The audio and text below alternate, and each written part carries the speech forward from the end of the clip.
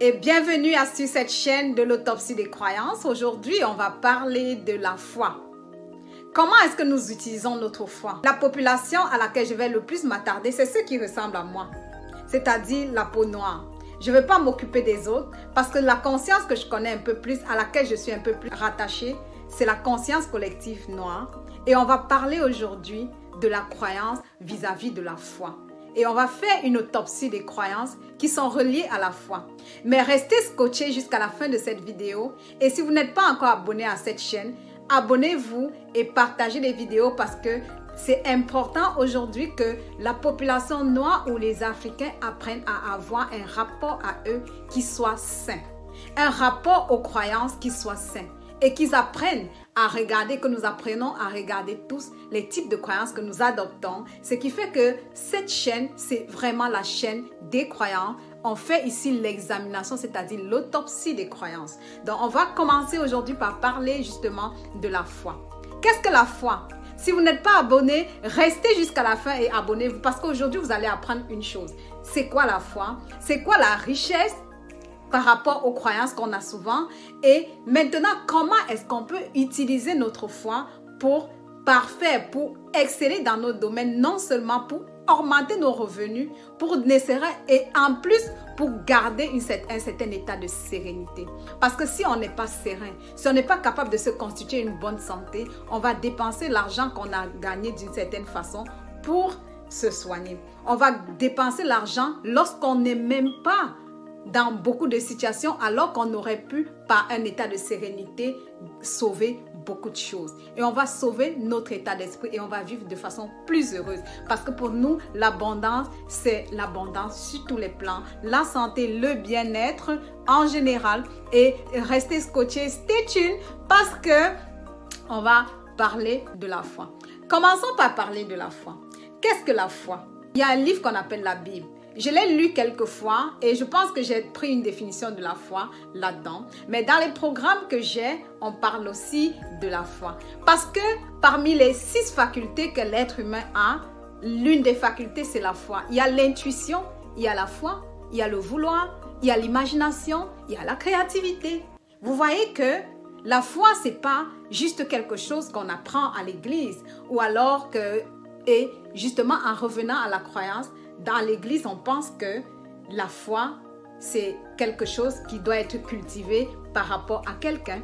Et après, qu'est-ce qu'on se dit? On se dit par exemple que la richesse est quelque chose qui appartient seulement aux autres. Du moins, la foi, c'est juste pour ceux qui ont accepté de donner leur vie à Jésus ou alors à un être humain comme nous, ou alors qui a existé, qui a fait un certain nombre de choses, ou alors on croit qu'il faut prier, il faut être dans un état de prière pour avoir la foi, ou alors on croit que les riches n'ont pas de foi, alors que c'est pas vrai, et on croit que les pauvres ont la foi.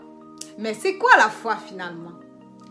On dit que la foi, c'est la ferme espérance des choses qu'on espère et la démonstration de celles qu'on ne voit pas.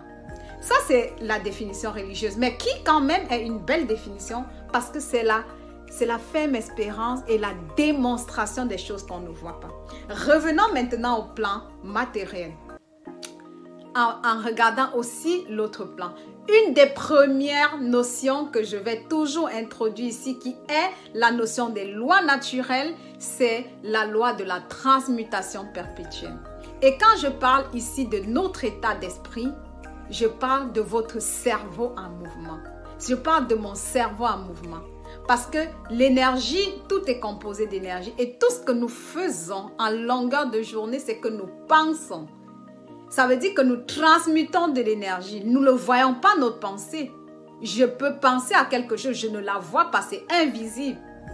Mais ça veut dire que la foi, c'est ma capacité à transmuter, à avoir une certaine pensée et de l'implémenter. D'accord? Or, qu'est-ce que ça va faire? La foi, c'est la ferme espérance. C'est-à-dire que quand j'ai mon idée, quand j'ai ma pensée que je veux implémenter, je veux qu'elle se matérialise, je vais avoir la foi. C'est-à-dire cette connaissance intérieure qui va me faire savoir que la chose va se passer. Il y a une deuxième loi qui rentre en jeu. Parce que si on comprend la majorité des lois naturelles, j'ai parlé de la loi de la transmutation perpétuelle et on connaît la loi de l'action-réaction quand on était à l'école, n'est-ce pas? Or, la loi de l'action-réaction, qu'est-ce que ça dit? Si je donne une action, je vais avoir la réaction.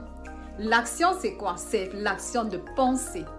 Ça veut dire que lorsque je pense à quelque chose, je matérialise, je suis déjà en train de former. Et puisque je pense en image, mon image, j'aurai une certaine image de ce à quoi je vais commencer à fabriquer. Et là, on rentre dans la créativité. Mais à côté de ça, il y a mon espace émotionnel qui est relié à mon subconscient. Lorsque je relie tous ces éléments-là, il y a cet amour qui doit accompagner l'idée que j'ai. Et c'est cet amour mélangé à cette idée qui va à un moment donné mieux matérialiser ce que je veux.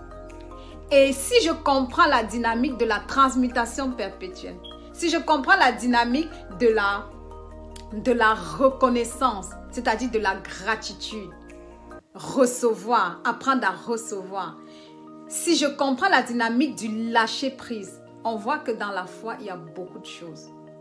Il y a la capacité à lâcher prise. Il y a la capacité à maîtriser la loi naturelle qui sait que même si des circonstances extérieures nous montrent des choses, on sait que par la loi de l'action-réaction, ce qu'on a envoyé reviendra. Mais les croyances nous font croire que c'est juste à l'église. À l'église, c'est vrai, les gens par la foi ont matérialisé des choses, ont eu des guérisons, ils ont eu de l'argent. Mais il n'en reste pas moins que ce soit très mal utilisé parce que si ça l'était, on ne serait pas arrivé au taux de stress qu'on a. C'est vrai qu'en Occident, ici, on a toujours ce taux de stress. Mais en Afrique, on l'a aussi beaucoup. Et on a ce taux de stress justement parce qu'on a mal compris la foi. Parce que la foi devait nous permettre d'avoir un certain état de sérénité. La ferme espérance dans les choses qu'on espère est la démonstration de celles qu'on ne voit pas. C'est une démonstration pas dans la force, c'est dans le lâcher-prise. Apprendre à lâcher prise, c'est apprendre à être présent. C'est apprendre à s'écouter. Écouter pour voir l'opportunité. Et je vais rentrer à un exemple simple. Actuellement, où je parle, pour ceux qui investissent en bourse, la bourse a chuté depuis la semaine dernière. Ça fait déjà 2 semaines. Quel est votre état d'esprit face à cette situation? Il y en a qui perdent de l'argent. Il y en a qui attendent, mais ils n'attendent pas de façon sereine. Il y en a qui ont fixé des objectifs et ils ne les atteindront pas, peut-être parce qu'ils n'ont pas vérifié les marchés, ils n'ont pas fait un certain nombre de choses. Mais est-ce que c'est pour cette raison que vous devez perdre votre état de foi? Non. Parce que si vous avez formulé un plan, si c'est un plan avec pour un certain montant d'argent, le travail qui doit être fait, c'est de continuer à regarder, à fixer votre attention sur le montant d'argent. Et que les circonstances extérieures ne vous embêtent pas. Or, avoir la foi, c'est avoir la capacité à diriger son attention vers ce qu'on veut. C'est de ça qu'il s'agit. Ça veut dire que si je peux me détacher de tous les événements extérieurs et de l'interaction, c'est-à-dire, parce que puisqu'il s'agit de la loi de la transmutation perpétuelle, lorsque j'imagine autre chose que ce à quoi je veux arriver, même si ce n'est pas peur, je diminue l'énergie que je devais lui donner. Ça veut dire que la réaction va retarder. J'ai lu quelque part un collaborateur qui disait, quand tu te plains, tu pries pour ce que tu ne veux pas. Or, dans notre contexte africain, on est très enclin à se plaindre. On dit qu'on a la foi, mais on se plaint. Si on se plaint, ça veut dire qu'on n'a pas la foi. Donc, non, mon appel ici, c'est d'apprendre à rester d'abord connecté à soi. Connecté à soi, c'est apprendre à s'écouter. Et l'une des choses que la foi apporte, c'est la capacité à être alerte. Vous voyez que avoir la foi, ce n'est pas une simple affaire. C'est une affaire de connaissance de soi. Les riches les ont. Pourquoi? Les personnes vraiment riches les ont. Pourquoi? Parce qu'ils sont alertes. Vous imaginez ce que ça fait pour tous ceux, parce que toutes les difficultés sont par degrés. Pour ceux que vous pouvez trouver quelqu'un qui est très riche, c'est vrai. Mais parfois, vous allez penser qu'il ne va pas développer la foi. Vous pensez que prendre 100 millions de dollars ou 200 millions de dollars, investir dans une affaire, attendre que ça vous produise 500 millions de dollars peut-être, est-ce que vous pensez que c'est facile à traverser? La période est facile à traverser? Non. Il faut un certain état de foi. Il faut une capacité à diriger son attention exactement sur ce qu'on veut pour ne pas perdre le fil. Et ça demande une vraie connaissance, une vraie capacité à s'écouter, à s'aimer, à s'estimer. Parce que plus on s'estime, plus on a la foi. Parce qu'on a la foi en ce qu'on peut faire, mais on a aussi la foi en la vie. Vous voyez que quelqu'un qui est très riche aussi, c'est à peu près lâcher prise. Parce que parfois, il faut lâcher prise pour que notre intuition nous fasse voir les opportunités à saisir. Mais si nous restons crispés avec un certain état de peur, ça ne va pas fonctionner. C'est pour cette façon que moi je dis que les Africains n'ont pas la foi. Ils prient beaucoup, mais ils n'ont pas la foi. Parce que ce sentiment d'insécurité qui est généré déjà par le salariat. Parce que le salariat fait quoi? Quand on a un salaire et qu'on cherche tout le temps la sécurité, c'est parce que on n'a pas la foi. On n'a pas la foi en ce que la vie peut nous apporter. On n'a pas la foi dans le fait qu'on peut partir de zéro et construire quelque chose de grand. Parce que quand on a ce qu'on a et qu'on peut investir dans quelque chose pour que ça multiplie, l'intervalle de temps là, il faut pouvoir le supporter. Et c'est ça qu'on ne supporte pas souvent. Or, il faut être capable de travailler à supporter cette période-là et ça passe par une connaissance de soi. Ça passe par une maîtrise de soi. Et je dis encore, la maîtrise de soi, ce n'est pas le stress. Ce n'est pas faire comme ça. Parce que le revers, c'est qu'on trouve beaucoup de personnes stressées. Stressées parce qu'en longueur de journée, ils se donnent des plans, ils essayent de se donner des objectifs, d'investir dans des choses. Et dans l'intervalle de temps où on attend que la réaction arrive, c'est-à-dire on a posé une action, lorsqu'on attend la réaction, qu'est-ce qui se passe? On est stressé. Et là, jusque-là, il n'y a pas la foi. Or, il faut aller apprendre à s'écouter, à se connecter à son espace. Et c'est un des travaux dans lequel je m'investis. T'aider à te connecter à ton espace intérieur. Et quand tu es mieux connecté, tu vas mieux appréhender les opportunités qui vont te permettre toujours d'aller dans le sens où tu allais. Qui vont te permettre de diriger plus ton attention vers ce que tu voulais. Et plus tu seras alerte, plus tu seras confiant. Tu peux rester dormi très simplement, très calmement, en sachant que les choses vont se faire. Donc, ce que je voulais qu'on retienne de cette vidéo, c'est 1. La foi, ce n'est pas un élément religieux, c'est une de nos facultés. Et pour l'avoir, il faut apprendre à s'écouter. Il faut apprendre à lâcher prise. Il faut apprendre à être alerte.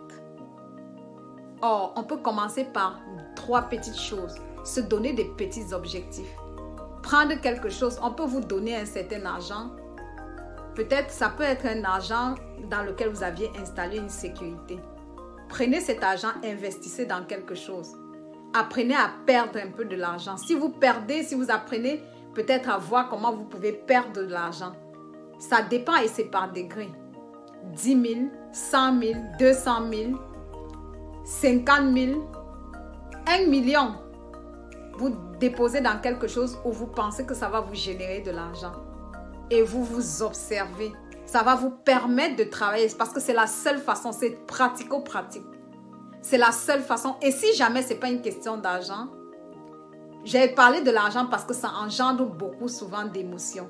Mais il y a aussi la question de la santé qui oblige les gens. Mais au lieu d'imaginer l'état contraire, donnez-vous des objectifs. Il faudrait qu'à telle période, je me sente comme ça.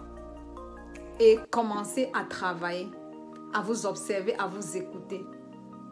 vous allez voir une différence. C'est très pratico-pratique développer la foi. Et comme je dis, on est ici pour décapiter les croyances. Et la croyance qu'on a décapitée aujourd'hui, c'est la croyance que la foi appartient à l'Église, appartient à ceux qui sont religieux. Et la croyance que la foi, c'est juste dans un domaine particulier comme peut-être la recherche de Dieu ou alors, je ne sais pas, il y a peut-être certains qui vont quand même jusqu'à un certain niveau, ils vont parler de confiance en soi. Mais je dis toujours que si on avait un bon rapport à la foi, il n'y aurait pas autant de stress qu'on a aujourd'hui. Ça veut dire que si on a le stress, et ça va dans tous les domaines de la vie, au travail, à la maison, il y a beaucoup de situations pour nous faire voir notre état de foi vis-à-vis de la vie en fait. Donc, disons-nous que chaque fois qu'on se plaint, il y a un problème de foi. Merci pour votre attention. C'était Béatrice Diane dans Autopsie des croyances. N'oubliez pas de vous abonner à ma chaîne et vous allez ici apprendre à faire face à vos croyances, faire face aux programmes qui vous mettent dans un état de stress.